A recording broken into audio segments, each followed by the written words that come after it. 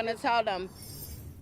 A grieving mother is speaking out after her 15-year-old son was killed at a birthday party. Channel 3 Eyewitness News reporter Patricia Del Rio has more on the death of Zion Burton just days before his 16th birthday. The 15-year-old boy was shot inside this banquet hall. Witnesses say it was packed with kids, and they say it was not well supervised. You can see all the liquor bottles on the ground. They say that this was something that just got out of control. A single shot to the chest to my own kid, mine, out of all the kids here, mine.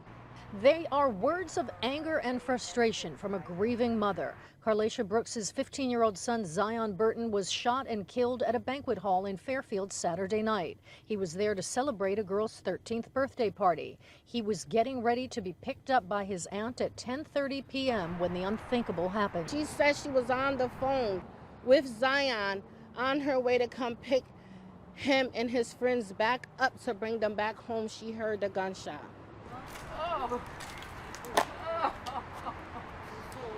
Zion's grandmother weeps as she peers through the glass and looks at the site of his murder. A shocking end to a life of a child who the family says never got in trouble, was an honors student, and who even had his own children's bouncy house business. My son don't have nothing to do with that gang crap that they talking about. This side don't get along with that side. But Carlacia says the shooter, despite being a minor, is a gang member. He was the one in the party walking around picking on other kids because what side of town he's from. So whatever side of town he's from, he's in the gang. He's young, but he's in the gang. It's still not clear why the shooter fought with Zion.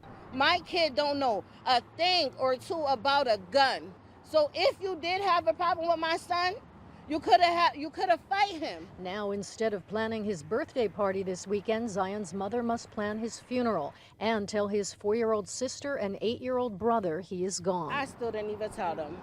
There's no way. I don't know how I'm going to tell them. Zion's grandmother, Noelle, says many of these kids in the Bridgeport area fight about what side of town you live on, but she has these words of advice for them.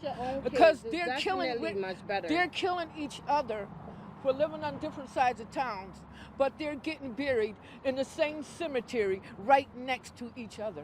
What sense does that make? As for Carlacia, she has these words for Zion's killer, who remains on the run. Turn yourself in, and I hope they charge you as an adult. Patricia Del Rio, Channel 3 Eyewitness News.